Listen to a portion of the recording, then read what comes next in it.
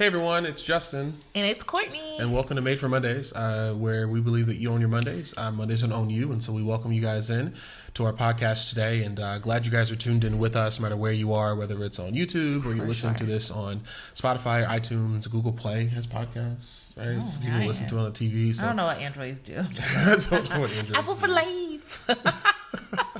So no matter where you're listening, we're so glad you guys are tuned in today. So we thought about a way to begin the podcast today, and we thought what would be kind of fun would be to think about our ranking of the best fast food. And so I'll have Court go first. So Court, if you had to rank the best fast food, like the places that you love to go to, and 5 to 1, what are you ranking them? Okay, like, are we counting like Chipotle and like Panera? Are those like Chipotle? So we are currently on QSR Magazine ranking the top 50 fast food places. So I want to ensure that Chipotle is even listed. I think so. I'm just going to include it. It's considered fast food. I feel like it's fast food. It's fast food. It's fast like food. Instead of just like sit down dining, like somebody coming to serve you. I feel like that's fast food. So, my top 3. Are we doing top 3? Top 5. Top 5. My number 1 probably would be Chipotle. Reason why, I should have started at 5 and went up. Yeah. But, okay, fine. Act like you guys didn't hear that. I'll start at 5. Number 5. Number 5, this goes out to Cam because Cam loves this place so much. Good old faithful McDonald's. Like, it's tried, it's true, it's classic. People act like they don't eat it, but folk be at McDonald's in those points. Have you seen that like point system? I don't. It's so easy to like drive up and just get like they're always like constantly doing free food, but Cam loves McDonald's. Once I got rid of the snack wraps, I was done with. I know. And do you guys remember? Please tell me in the comments. Do you please remember when McDonald's had those shaker salads? Those are the best things. Bring back the shaker salads, please. Shaker those salad. Those are so good. My mom says she doesn't remember those, and I'm like, this is the best thing McDonald's have ever She created. Don't know Jesus. Go ahead. Anyway, but for Cam, good old faithful, I will say McDonald's for him. It comes through.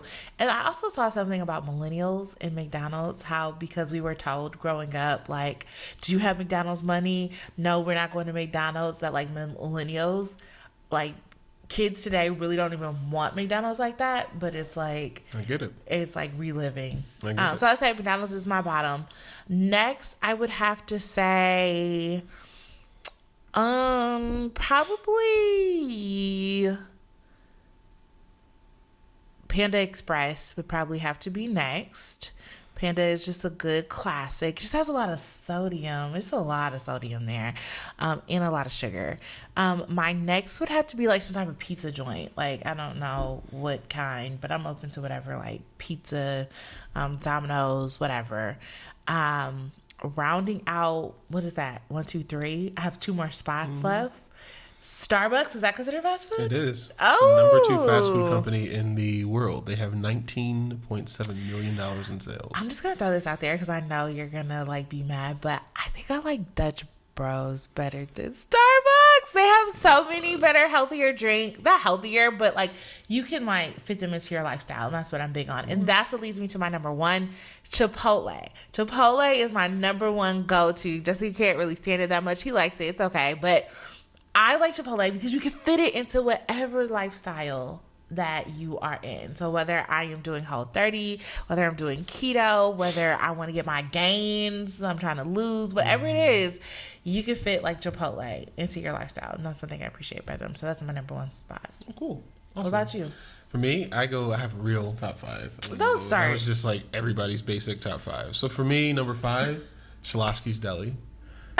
Slash People don't McAllister's even know it, Deli. right? Really In the care. comments, right? If No, you even know what Shalaski's Deli is. Slash McAllister's Deli. They both are just great. Great deli. I love a good deli sandwich. So I don't know, your top 5 was just basic, but Shalaski's Deli slash McAllister. And the cool thing about Shalaski's Deli, they have Cinnabon at Shalaski's Deli. So you have Shalaski's Deli or McAllister's It's Deli. sad when Cinnabon is your life support to keep you open. Shalaski's Deli or McAllister's Deli. That's Got number it. 5 for me. Number 4. I think I know what you're gonna say. Number 4 would probably be Zaxby's slash Bojangles. Oh, Yes, Zaxby's / There's no Bojangles. Zaxby's in the West Coast, really. I know, but it don't matter. Zaxby's / Bojangles is number 4. No, like Zaxby's and Bojangles are not the same. They are. You They can't both put have two chicken. into Okay, fine. one. Then Zaxby's. But Okay. Bojangles is a close 6. Bojangles is great, but Zaxby's. What? Get Okay, Zaxby's with yes. extra fries, and I'm starting to fall in love with coleslaw, but Zaxby's. Zaxby's is good. Number 3, I have to put Starbucks. Right? Starbucks has to be there for number 3. I'm surprised it's not your number 1. no. I really drank. No, like, I really thought you were. The reason it's not number 1 is the food, right? The food, I don't like warmed over food that's been cooked already. I'm just not a fan. And so if they had fresh food like Frothy Monkey, shout out Nashville, like Frothy Monkey, like their breakfast burger sandwich that you got, I'd put them there. I do love Right?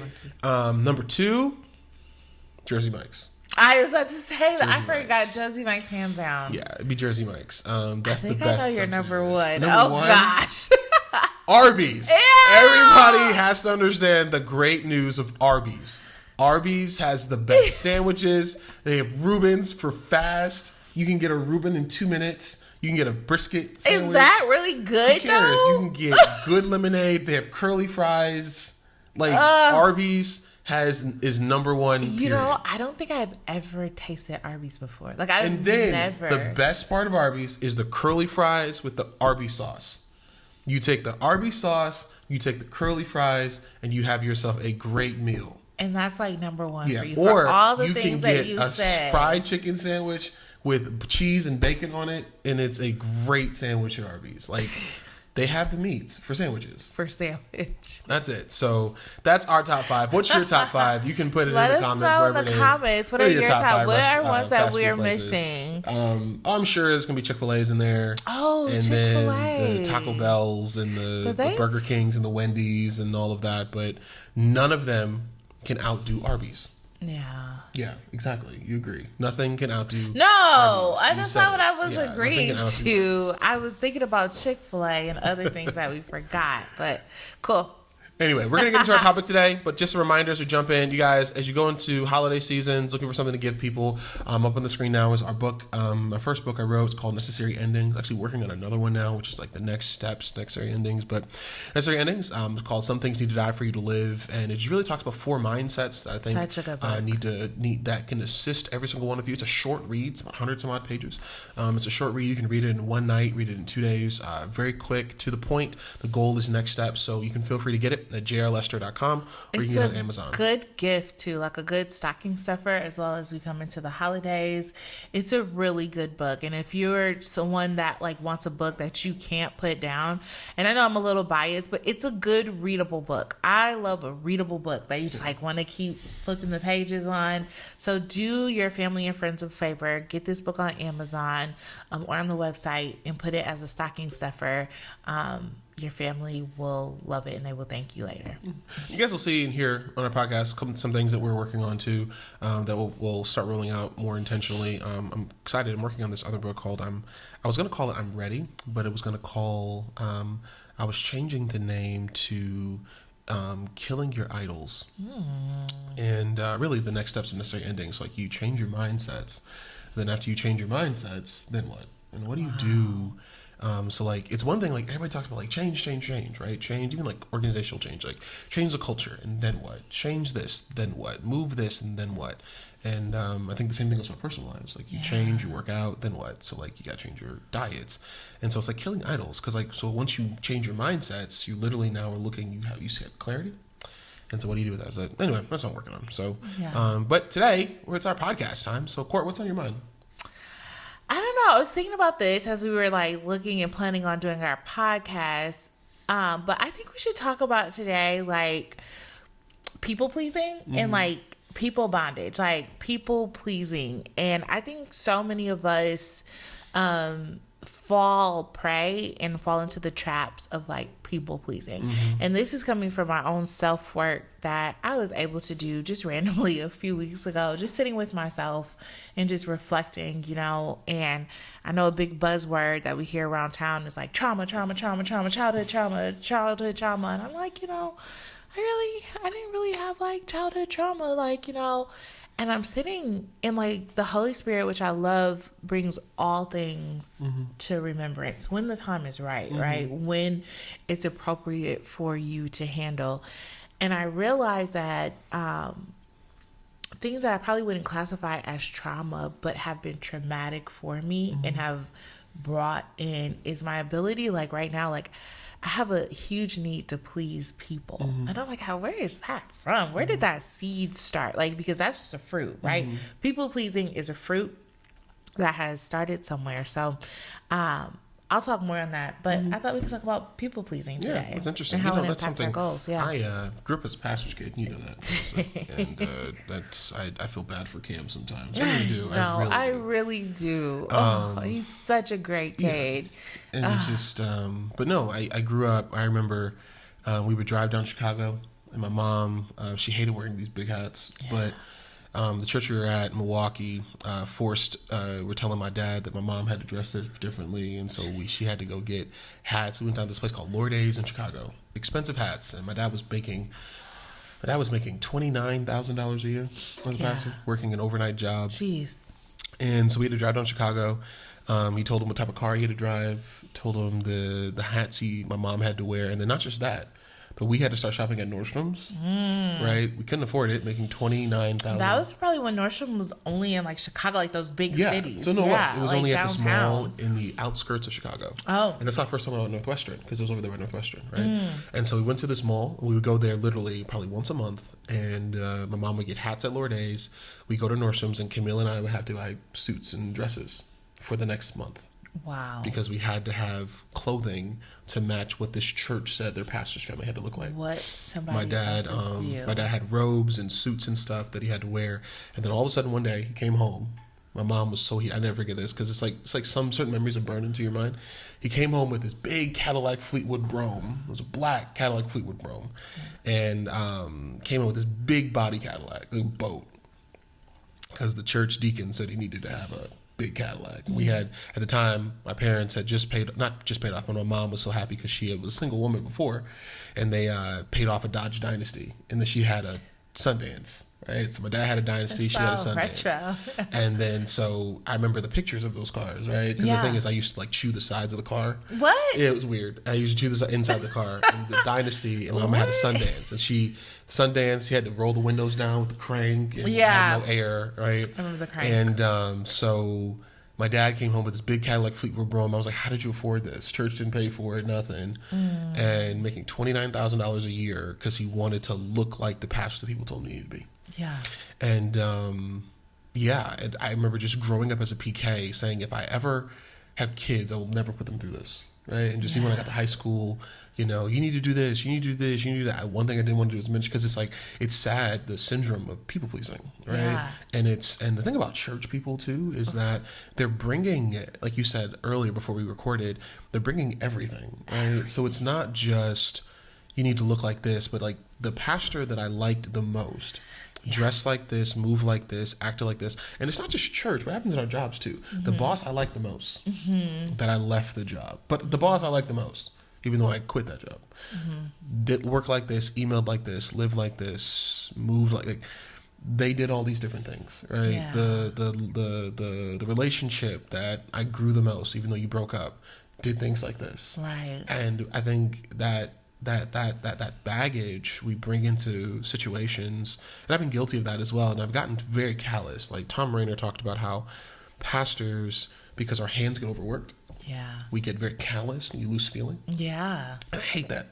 I'm not going to sit here and lie about it. Like, I hate when I lose feeling, right? When it's just like, but when you get, just the stuff that has been online about me in the past 2 months.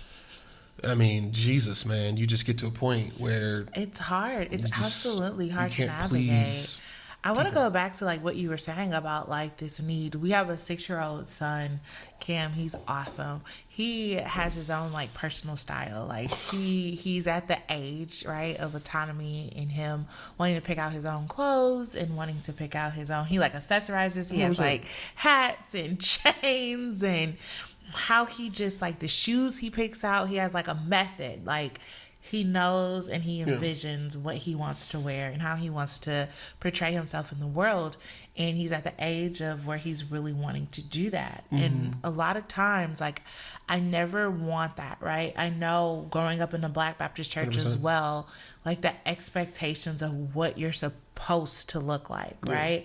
Or how you're supposed to look. And so, you know, yesterday too, like yesterday was Sunday, it being Monday, or when we're recording this, and he's like, I want to wear this, which was a church logoed shirt, right?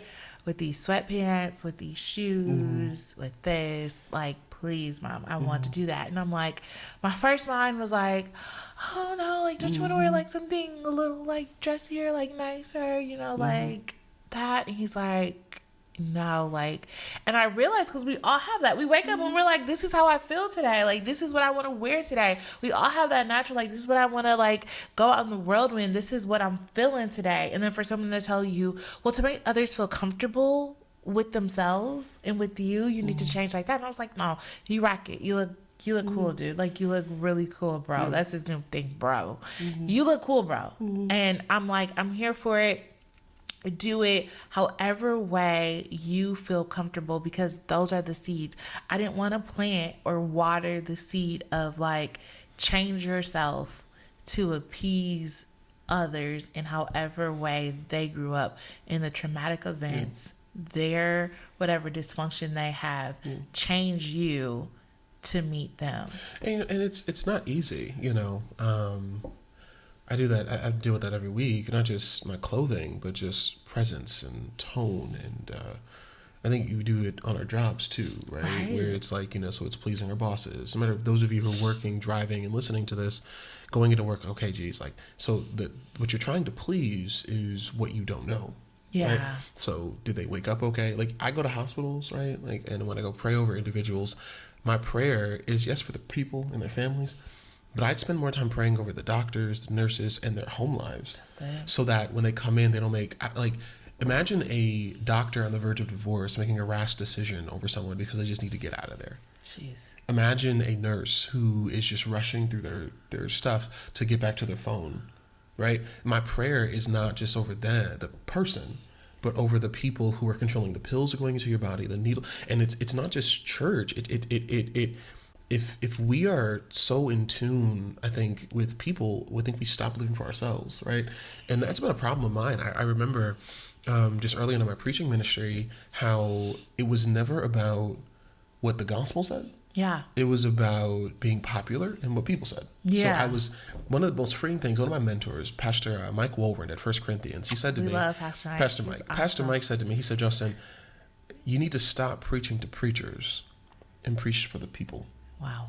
And my preaching changed drastically because for so long I was preaching to impress my colleagues. To say, go Doc. Yeah, docking around, right? To impress my colleagues, right? And even a couple weeks ago, we had a massive funeral at our church. We lost our minister of music, and when I walked in the building, we had like 20 different pastors in the room, and I'm sitting here, my flesh, because there's a lot of other things that were going on at our church, but like my flesh was like, shut the house down, show these Negroes you know how to preach. Yeah.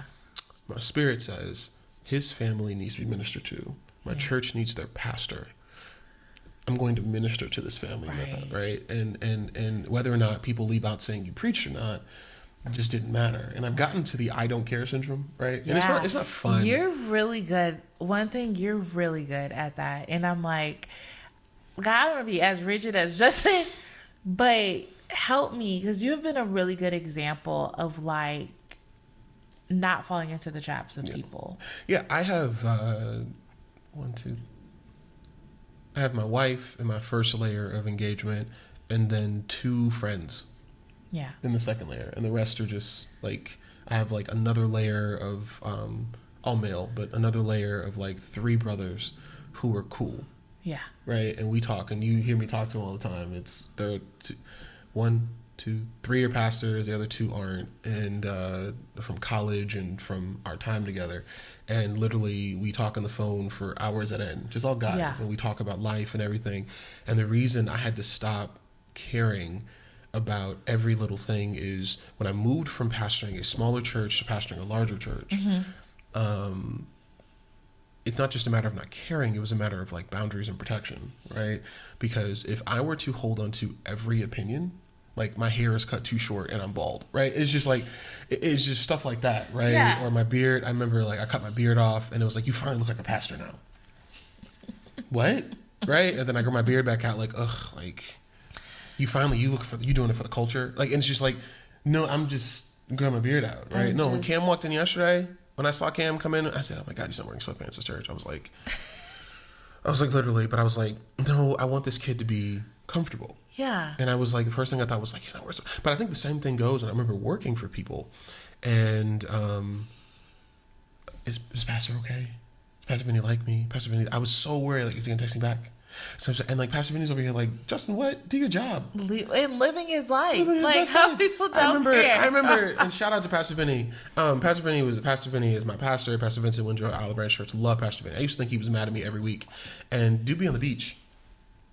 Or leading an entire university, right? And it'd just be like, Justin, what? I'm not thinking about you. Like, no offense. I'm not thinking about you, right? Like, what? And I'd be so like, are you mad? Are you this? And I would live. And then eventually what freed me from that, was when he started letting me see real emails from stuff and coming into rooms with multi-million-dollar decisions. Mm-hmm. And when I saw my first $1 million check, I was like, oh.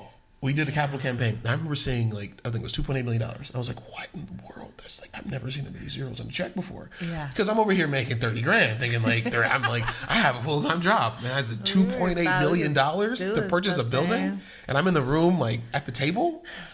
I'm just quiet in the corner. So then when my first church, when we got a $4.5 million check, it was just like, yeah, bet. Right. That's a bet. Cool. The church is like, I'm like, that's a bet, because I saw 2.8, so this is 4.4. Next, I'll see 26. So, like, even we're doing capital campaign in our current church, and it's just, but it's like, my stop for people pleasing was all of that. So even when we listen to Tyler Perry, and I'm like, this is a millionaire mindset. Millionaires really just don't care, because everybody hates millionaires. That's Tyler Everybody Perry hates millionaires. Yeah, man. So if you guys haven't seen it, it's called Maxine's Son. It's on Amazon Prime. That's the quick plug. It's about Tyler Perry and his whole story. It's a documentary. But one of the things that he said that was so powerful in that little documentary, right? I'm sure we all heard about him, and he's like, it's the people in my own community that gave me, that currently gives me the most flack of everything. Like, they're the ones that are like bashing me the most. And he's like, I know, like, I understand the wigs are bad. I get it. Like, you might think the drama is over the top. You might think that this isn't, but I do not care, because I know my audience, and I know my audience well, right? Like, I know who I'm called to, and I know what they need. And granted, because we all, at one point in time, whether you're trying to refute it or you're trying to remember it, we have someone in our family. That's why, like, he has millions of audience, and he works fast, because he's like, people see themselves in these characters, and that's what. So whether you're like, oh, I'm embarrassed, because people have bad wigs. Right. I'm embarrassed by that. And how dare he just like put this out? This is supposed to be something very internal and very like something we don't talk about. And he's like, but you still got a cousin with a bad wig, though. And you still have that drama. They don't you have like a big mama. Yeah. Because we don't like ourselves. Yeah. Right? And so it's like, how dare you have a movie with a misshapen actor? Because you are. How dare you have a movie with a bad wig? Because you are. How dare you have a movie where they're constantly breaking up? Because you do. How dare we have a movie where it's 3 different baby mamas? Because that's you. You're one of them. How dare we and it's like, so we hate the truth. Yeah. Right? Like, I asked you this question yesterday, and I'll ask you again on here. Is social media, right, an escape from community, or is social media community? Yeah. And you said the answer, and I believe that we said the same answer, and that is, social media is an escape from community. Yeah. So the issue is, and you had a book upstairs, Likability Trap. I haven't read it, but I see what the premise of it is, and that is that we desire to be liked in our escape places, but we don't love ourselves or desire to be loved in the places where we actually have. So, like, we're afraid to go to Thanksgiving dinner. We're afraid to go to Christmas dinner. We're afraid for birthday parties. We're afraid for the family reunion. What's going to come out? What's going to happen? What are they going to say? In the community that you have, blood community, communities that you created, Friendsgiving, so then what do we do while we're sitting at Friendsgiving or Thanksgiving or Christmas dinner? We escape to a community where we've made AI portraits of ourselves. We escape to a community where we've told the world that we're someone that we're not. We escape to a community where we've made up stories about ourselves. We escape to a community where we've lost 30 pounds and haven't been to the gym. We escape to a community where we're scrolling through everybody else twerking, everybody else's relationships, everybody else's breakups, everybody else's tea. We escape to it because we desire to be liked in places that literally do not exist. Yeah. And so what happens is we begin to make up narratives and make up things that are not true. That's it. And so it's the same thing that gets back to like my family when I was growing up, my parents, where it's like we escape to this community. So then yes, when I get into ministry, my first step was not like, oh, let me be faithful to the scriptures. Let me continue to promulgate the community that I've been built in my entire life. Hats, shout breaks, all of this, so that when God awakens me and I'm like, I never forget when the Lord began to reveal things to me. And there was a sermon that God gave me and a word the Lord gave me for a church. And I was preaching, I was serving at the church, and I didn't want to do it. And I went online, I found an old sermon from somebody else that preached and copied it like almost verbatim. It was an old Marcus Cosby sermon. And copied it almost verbatim and preached the sermon, right? So disobedient to the word, so disobedient to God. Yeah. Sermon was great. I mean, he was a great preacher, right? But so disobedient to God, so disobedient to the word. I just did it because that's what I knew. He was a black suit, white shirt, black tie, hooper. And that's what I knew. And that's what I thought I needed to become. And then I just stopped. I didn't like the beating anymore from God, from disobedience, right? Because it was just like I was tired of the disobedience. Where like, this is what God has told me to share. Yeah. This is how God has told me to share, and it's not for everybody. So I think it's not, and that's exactly what it's not for everybody. One of the things when we got married, one of the first events, there was a prophet that spoke over us. First, she prophesied that we were gonna have Cam. Right? I didn't know what she was telling us. She's like, "There's a seed," and I was like, "Okay." Like, I received it. Had no clue what she was talking about. She's like, "There's a seed coming up in a few months," and prophesied over that. Sure enough, it happened in like 3 months. It happened, and she said, "Your anointing is different." Yeah. Right? And she said there's going to be so many people who feel that you're different to be difficult, but you're different by design.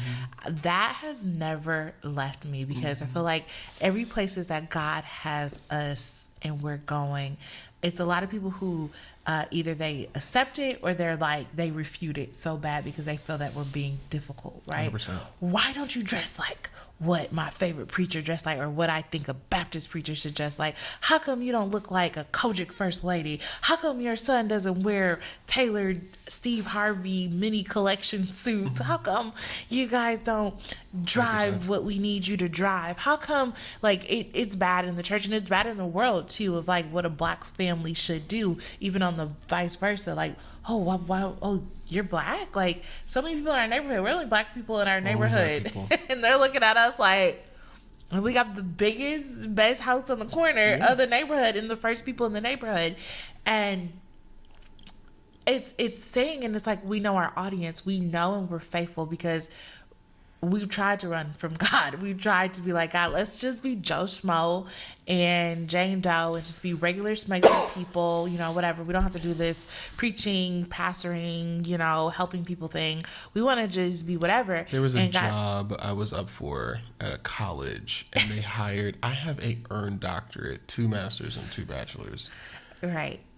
And they hired this girl straight out of college. Like, if that wasn't God telling me that you're not going to do it. He tells us exactly where we need to go. And so, and that goes down to, like, how we even present ourselves. 100%. Because God is saying, we pray over our closet. Like, God, what do you need us to wear today? I have this essential shirt I want to wear so bad. Do you need it to wear? And he even, like, the Spirit convicts us, too, in the things that we want to wear selfishly. Like, you were like, I want to wear my essential shirt. And you came back and was like, God said I couldn't wear my essential shirt. I think the steps for it, like with that, right, is like, you know, so for those of you who are of faith, like, yes, prayer is the number one thing. I think you only move, like, I remember in my old car, Camry before this Camry, it was still moving on analog stuff, right? And you got to be in tune with God, meaning as you move, like even when day comes and night comes, when the sun is up on the AM dial, it might be 6:20, right? But when the sun goes down, it might be 6:30. So you got to make sure you're constantly in tune with God. For those of you who are people of prayer, I think for me, the main thing from this is realizing you're not for everyone. You're not. Right? You're not. You're not for everyone. And but to name your circle, right? You are the 5 people who have your ear. Yeah. Right? You are the 5 people who have your ear. So who are your 2 maximum? You'll need 20 mentors. Who are your 2 champions or mentors, right? And then who are your 2 or so friends? And then your spouse or your close loved one if you're single, right? So that's a parent or a brother or sister. Who are the 5 people that have your ear? Because people who have your ear dictate how you talk, right? That's it. So like, and that goes to books, that goes to podcasts, like even things like this. Who are the 5 people who have your ear? Because you are those 5 people, right? And then some things you honestly cannot care about. One thing Tyler Perry's show taught me and reminded me of, and I'm reading these books on different pastors whose churches began to explode. Because even as you talk about that, like you're different by design, not desire. In 2 different contexts, we baptized 100 people in 1 year in the 2 most unchurched regions of the country in Black Baptist churches. Yeah. Everybody can hate me all they want to, but in 2 contexts, I have baptized 100 people in a year. And it's like, but I'm just like the worst thing since like, I don't know, unsliced bread. Because we don't, that which we don't understand, we demonize. To your standards, we are the worst people because we're not meeting that expectation. It kills me. But we are meeting the expectation of what God has called us to do because we're dressing like the people that God wants us to meet. You dress like the people that the conversation, like everything, even to what like I wear on church. I realize a lot of things are conversation starters, right? They're things to make people say, "Wow, I like that," or like, "Oh, where'd you get that? Let's connect on this." So now we're connecting at a common level of saying like, "Oh, I've never heard of that before," or "What's this?" or "Have you tried this?" or different things. And that's what God wants. He wants us to have community. That's it. Not this faux nature, like what you were saying about social media, not this faux nature of like this sense of community, like where we don't even go out to meet anybody because we have this faux sense, right? This faux sense of knowledge, this faux sense of like doing things because, oh, we have social media and we're just like hiding behind these looks and hiding behind these things. And it's just detrimental to us as a society, I think. But so that has been my journey through, people pleasing and really saying, God, A, like what you were saying, knowing that small niche audience. B, if you're people of faith, like, what does God want you to do? What did he, like, that's the first person to please, right? Like, if you have to please anyone, that's the person to please. And God, what do you have for me? What do you want from me? And the rest doesn't matter because I guarantee you'll be happier. And here's a life principle with that as well. I talked about this at church yesterday. The essential part of cutting back, realizing that the goal is fruitfulness. The goal that God has for every single one of us is to be fruitful. That's it, just to be fruitful. And we have to be comfortable that there are moments in our lives where things and people will be trimmed out of your life, right? So we moved from Nashville to Rhode Island, and I talked to 4 people from Nashville still. Now, when I go back to Nashville, I know a lot of people. Like, no offense, anybody from Nashville, I love you all. Those of you that watch from Nashville, please continue to listen to the podcast. No, this is no offense to anyone. But I have 4 really good friends, 2 I talk to weekly. 1 we hired, right? That I talk to weekly from Nashville. Right. On a regular basis. Every time I go back and preach, there's some people who always come, I get a chance to meet with and hang out with from Nashville. I have 2 pastoral friends down there I talk to on a regular basis. Love them to life. One just got engaged. Shout out Pastor Payson. Congratulations, man. So like, people like that, right? And then we moved to Rhode Island, but it was just those 4. And then we saw that in the install, we saw the people who came from Olive Branch and all of that. Then we went to Rhode Island, and we moved from Rhode Island, and I know Cam still talks to one person from Rhode Island all the time. Some people from our former congregation we talk to occasionally, have group messages with, and that's really it, right? And then we moved here, and it's creating, and so it's realizing that every season of our lives, every person, whether it's a job, so we talked about moving cities, even from Milwaukee. I went back to Milwaukee, know hundreds of people in Milwaukee. Yeah. But I talk to one person on a regular basis. He moved to Baltimore. I talk to one person in Milwaukee. And it's nothing against anyone. Yeah. It's nothing against anyone, but realizing that there's certain seasons, and I think we have to get over the language of thinking that just because someone moves or gets another job or gets a child or gets married, that they're using people for something, right? There are people in our lives that we pastored, right, that have led, that went to college at Brown and were amazing people and moved. They didn't use us. It was seasonal. It was just literally seasonal. And I think we have to see that every relationship is not a lifelong relationship. Yeah. And until we realize that everybody's not your mama, everybody's not your daddy, everybody's not your uncle, these family terms, like I assign that title brother to two other people in my life, and that's Terrence and Brandon. And they're the only, and it took a lot for me to get there, right? Pastor Buchanan, before he passed away, was the first man I told I loved since my father, and that was a lot for me, right? And it's just like, because those titles mean something. It's like, so like Terrence got an award, and I'm gonna fly down there to be with you. Because I know that, like, my mom passed away, Terrence was right there, right?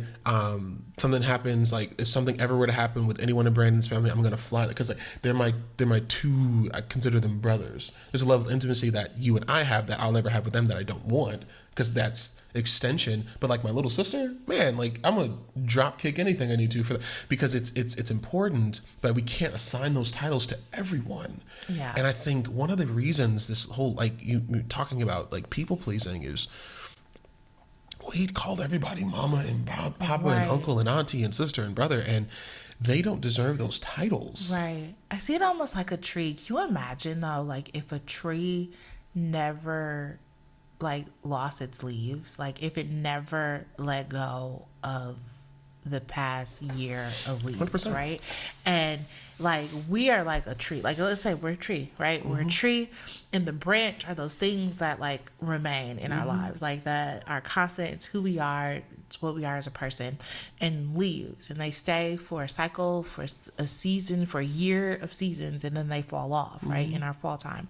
Can you imagine if leaves never fell off the tree, but yet there's all this new growth on the inside of the branch, right? So then it's just like these new leaves coming out and new life that has new oxygen and new all these things that come from leaves, and all the plant food and the grass food and all that. So like the earth would suffer. Either the new life can't come out because it's blocked up with the leaf that's currently there, or the leaf is so long that it just looks stupid. It just looks crazy, right? But yet that's so many of our lives, right? Like 100%. blocked growth. Can't even get anything new. The earth around us, the land, the people. Why am I still this? Why I really want to do this? I really want to be in this area. I really want to grow my career. I really want to do this. But we're refusing to let go of the things that we need to just to have that new growth. We can't feed the land 100%. around us. We can't, it's all a circle of life, right? The leaves fall off. It becomes food for our ground. It becomes food for the tree, for the grass, for everything around us to continue to survive, to grow again, right? And we're just like, no, but I can't lose. And that's how it was. Like, it's been a hard season in our life of a lot of loss of people per se, people in death, people just in situations and lifehoods that were impossible for us, I think, to even let go of. And God literally, like, the gospel sheds a light on things 100%. and rips it out of our 100%. hand when we don't have the ability to do it. Like 100%. seasons just come, right? Like it or not, with trees, fall is always coming. And it's gonna happen whether you like it or 100%. not. It doesn't matter how warm it is or how cold it is. These leaves are about to fall. And that we went through a cycle of that, right? And it was so hard because as a people pleaser, it's like, oh my God, I really care about how people see me, and this is the worst thing that could possibly happen to me. God, people are mad at me. People like have this judgment about me. People are like doing this. Oh my God. But do you even have that about yourself? No. And it's that's just why, like, care about yourself, and I'm gonna let you go. Like, care about yourself enough to allow growth to happen. Yeah. I think and that's why, like, even for me, I confronted some of that in playing a game called the offended game. Like, if I'm offending you, just show it, because I'm trying to help you grow. Right. I think it's important to engage with that. And I think even talking about how, you're saying we're growing together. For those of you who are married, you guys see like sequoia trees, right? Like you're one unit. And so if a leaf falls off in my life, it's also falling off in hers. And simultaneously, if it falls off in Courtney's life, it also falls off in mine. And it's never, it's not easy, right? Yeah. Especially because the attachment was to her. So I'm like, why do you care so much? But then the attachment's to me, why do you care so much? Because it's a unified thing. It's one thing, and I think that has to be engaged. And then the one thing I want to make sure we communicate, not that we didn't say it or assume it, this is not aimed at old people. Let's talk to people our age, right? It's more so our it's age. Us. Yeah. Like, I'm realizing more and more as I'm looking at just stats, how much millennials and Gen Z run the world. Oh, yeah. And for sure. we're still blaming things on boomers. Yeah. Who've retired. Right? And the boomers aren't in control anymore, right? And so it's us. We are 60% of the workforce.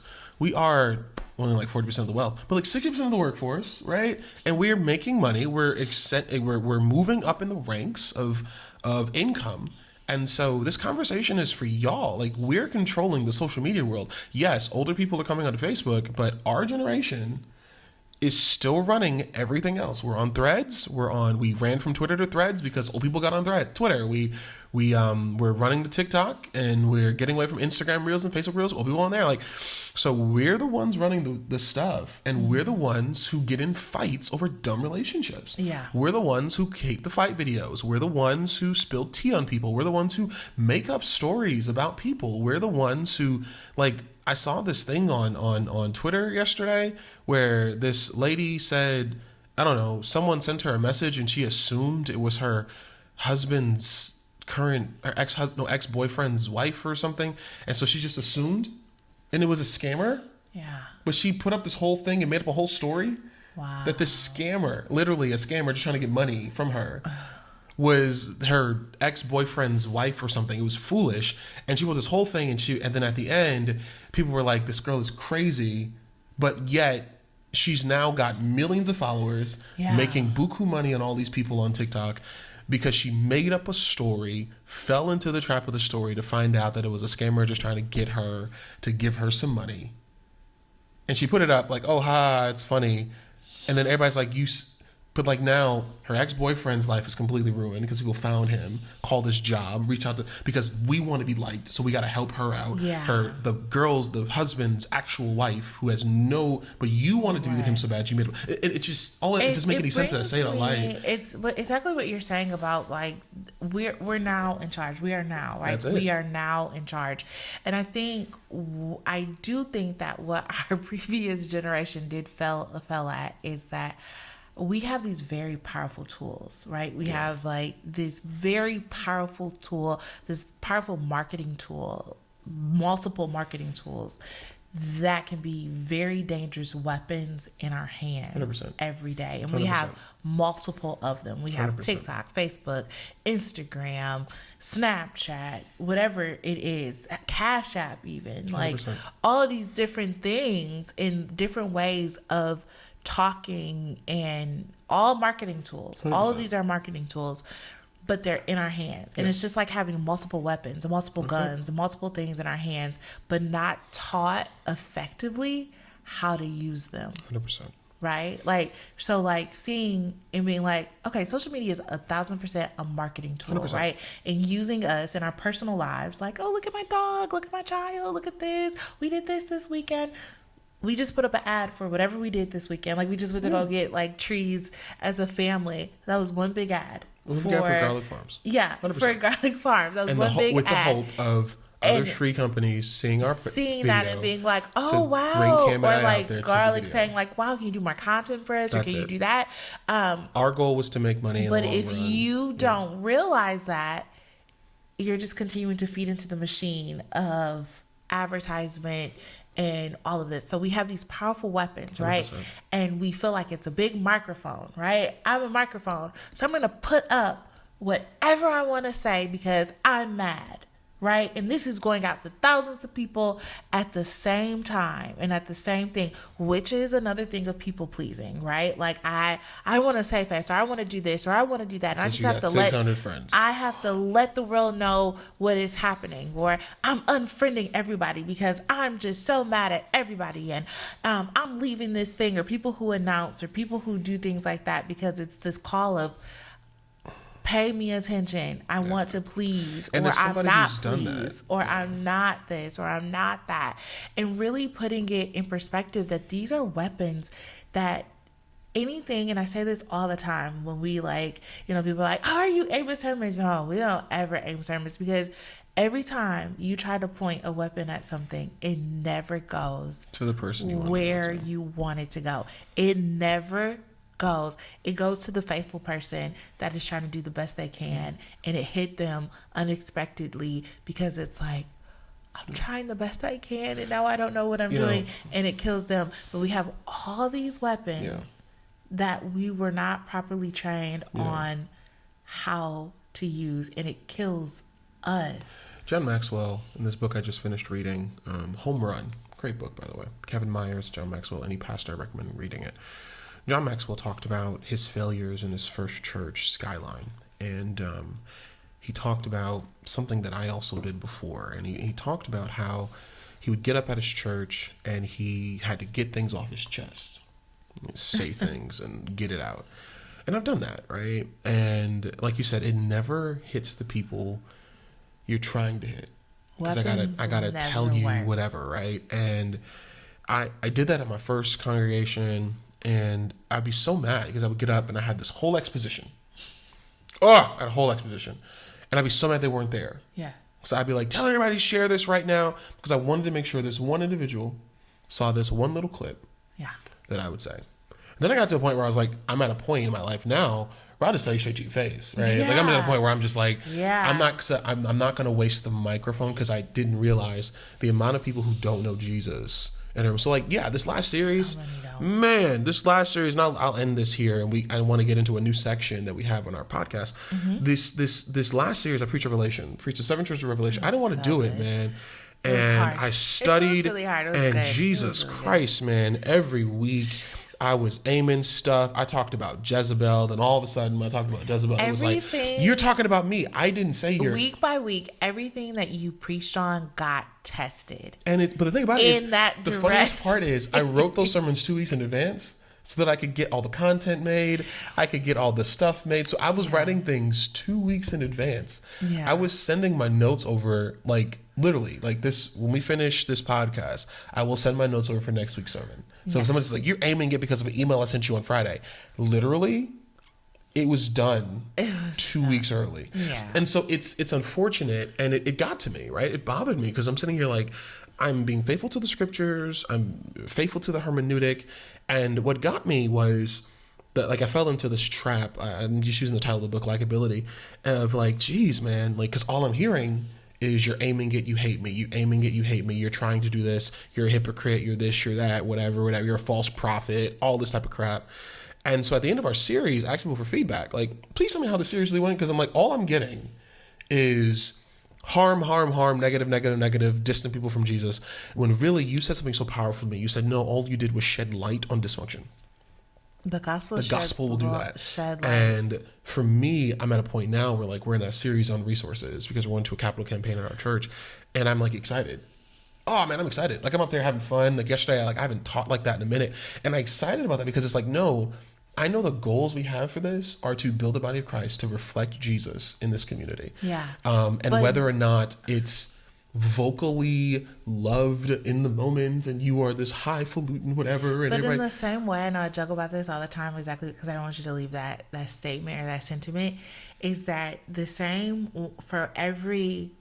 Were you pointing that sermon at me, right? Because I got directly to my sin, which should be a praise God moment. God, thank you, Holy Spirit, for talking directly to me. To every one of those, we still got one that was someone in tears that's praise the Lord for clarity. Wow, that sermon was just for me. That's it. Right? And so we sit there, we're wait, which one is it? Right? And it's just I'd much rather be in the latter, right? Yeah. I'd much rather be in the latter of like, wow. Thank Because you let me for tell you, praying you for are- me in there my are certain- situation to know Yeah. what I'm dealing with. I'm in the right place at the right time Yeah. to hear because I want to grow What I've and I learned- want to do those things. What I've learned, and I'll leave it, and whether it's in the workplace, whether it's in the church, whether it's in your family, there are certain people who are committed to misunderstanding you. No matter Always. what. There are certain people who are committed Always. to ensuring that anything you say and do is going to be misunderstood. And some people that just hate happiness. They Oh my hate God. joy. They hate The- other people's success. And They the thing just about hate it, the reason I say that is I've been that person. So when Courtney's talking about like unfriending people or announcing you're going on a hiatus, I used to be that person. I used to Yeah, put it up on Facebook and then like why? I'm gonna wait 2 hours and then see if anybody likes it because I just want people to say like don't go to hiatus. But it's Why? sad. I don't know why. I really don't know why. At this point now, like literally, like I'm just stating it now. I literally download Instagram to upload something. I download it when I know something's gonna happen because I want to see it in someone's life. Like Pastor Payson got engaged. I just really download Instagram to see the video and then delete. I don't scroll. I just don't care. When I say I don't, and it's like, oh, I got to upload something for church. My son wants to upload a video. I'm going to upload a video. And that's it. And I just, because it's like, I really could care. And so come to find out, it's funny, find out after church, I'm like every single weekend, all right, people come like, Pastor, I'm praying for you because I saw the statuses. What? We don't. We What? don't see Like, anything. okay. And that's in this only situation where ignorance is bliss. Oh my God. because I'm enjoying it because we I'm sitting see here like, nothing, wait, and it's, what? it's actually I'm- very blissful. And it's so enjoyable because I'm feeling like, what? I don't see any of it because I don't care. And when I do, Right. if I do need to address it, Scripture says in Book of Revelation, you fight the world's battles with the world's weapons. Yeah. So put a publicist or an attorney on it. But if it's not, Yeah. literally, like we talk about like flesh, like what, sticks and stones, but words will never. You can't let them. You can't. You can't. It's And I'm gonna give you the last thing. impossible. So You Abram, can't I've been care. saying this ever since one of my boys told me the sermon he was preaching. He said, Jay, Abram, the story of Abraham, and God said, I will bless those who bless you and I will curse those who curse you. The Hebrew there is not those, it's the one. I will curse the one who curses you because you always have more for you than you have against you. I want you to fall in love with yourself and then realize the 5 people who actually do love you. Everybody doesn't. Like we've thrown the word love around so much. Like we love our sports teams the same way we love our mothers. Like it's not the same. Yeah. And we've thrown love around so much. And God says, I will bless those who bless you and I will curse the one who curses you. You always have more people for you than you have against you. And frankly, if you're a person of faith, Romans 8, God is for you. So as long as God is for you, I could care less. But who's against you? And so you don't have to prove your power. One thing I love about Jesus never demanded respect. Ever. But he didn't go around like, you better respect me because I'm Jesus. That Don't you know was who so I am? disrespectful. Like I'm Jesus. Like he didn't do it. He just literally sat there and said, can a man grow by saying he can No, grow? he did shade. Oh, he was shady as all get up. But can a man do this? Like, suppose there was a farmer and he went out and sowed seed. Suppose there was a He banker. never answered the question. No, but he there never was answered the question. always because he's like, I'm Give the to answer. Caesar what is Caesar's. And give to God what is God's. What are you going to do with that? I don't know. Like, what do you want me to? Am I supposed to pay taxes or not? Give to Caesar what is Caesar's. And give to God what is God's. And he just went on about his business. And he fulfilled purpose. He saved millions of people. He changed the course of history. And he's going to keep doing it. And he's Okay. using us to do it too. Always and always. So check this out. So one of the things that we're doing, we're going to change the name of this podcast going into next year, and we are embarking on a journey, called capacity. If you guys have been noticing some of the names of our podcast, been increasing your capacity, naming your capacity, your job's capacity, today probably your people capacity. And the goal of capacity, Courtney could explain it even further, was something that God gave us over the course of last summer. We didn't realize that God was telling us and foretelling us something that we would need to engage in because of things that would just kind of hit us the way they hit us. But I'm grateful that God gave us vision a while ago. And so one of the major aspects of capacity, not only we have master classes and our books and book publishing and things, is going to be coaching. And so Courtney can explain a little bit about that. But coaching in that sense that it's different than therapy, but we'll spend time talking about that on podcasts. But you guys are going to see and hear more. We'd love to work with you on capacity, part of our LLC now, the Lester Group. Yeah, the Lester Group is our LLC. And exactly. We are starting coaching, and I have been doing coaching for about 4 years now. I'm a social worker by trade and education, and so I have worked with many clients in my career. I like to stay in the leadership part of things and like nonprofits, helping them scale and helping them grow.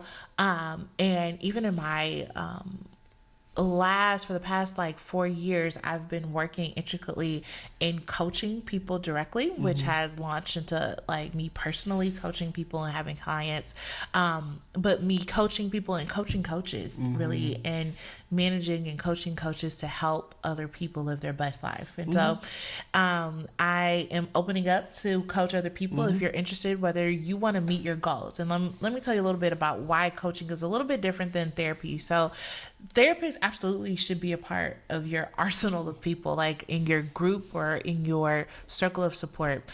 Coaching is not therapy. Therapists have a detailed plan, just like a doctor, like a treatment plan for you, but for your mind to help you to grow. Coaching really helps to coach you to meet your goals, right? Whether that's a goal of therapy, the goal of being better in your career, the goal of being free from people and putting up those boundaries and establishing yourself. Whatever that is, from weight loss to whether you're pregnant and you just want to focus on your well-being and your care goals, whatever stage or season that you're in, coaching can be really helpful. A lot of and this is a piece of a snippet that I'm going to help that kind of talks about what we've been talking about. Goals take sacrifice. And that's probably the hardest and one of the biggest enemies to our goals is the sacrifice. We're not willing to sacrifice to meet our goals. And what coaching does, and coaching helps you to see what is the level of sacrifice? How do I sacrifice? How do I remain accountable to that, to reach my goals and to get to the other side, to be the best me as possible. And so they help you to see who should be a part of your circle of support. That could include a therapist, it could include a doula, it could include whoever, a career coach, whatever it is, but it helps you to kind of organize that and organize the chaos in your life. I'm really good at organizing chaos, and so I would love to organize the chaos in your life and to walk with you with that. And so there's going to be more information on that, but if you want more information, feel free to sign up for a free 15-minute consultation to see if coaching is right for you.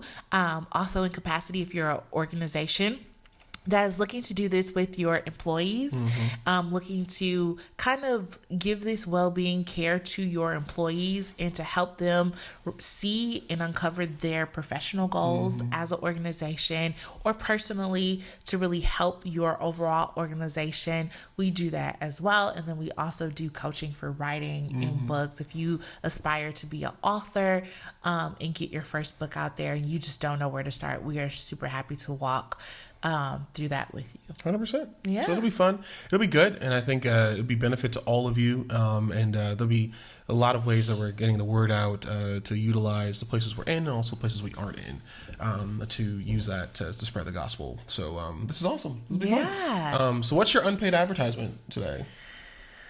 That's a good one. My unpaid advertisement is for water. I'm trying to increase my water intake. So I have my handy dandy water bottle right here that I am going to be committed to today, but I am going to be powered on water today. Awesome. I'm happy. I got through a gallon of water on Saturday. Good for you. I got through half a gallon of water on Sunday, and I'm trying to get through a gallon today. So I was proud of myself for that. I hadn't, when I played football, I used to drink 2 gallons of water a day. Wow. I had the big 3.5 gallon thing. Jeez. And I used to drink 2 gallons of water a day. It was a lot of water. But I mean, I was wearing pads and running and hitting people every day. But I used to drink 2 gallons of water a day. That's a lot. And I would carry it around everywhere.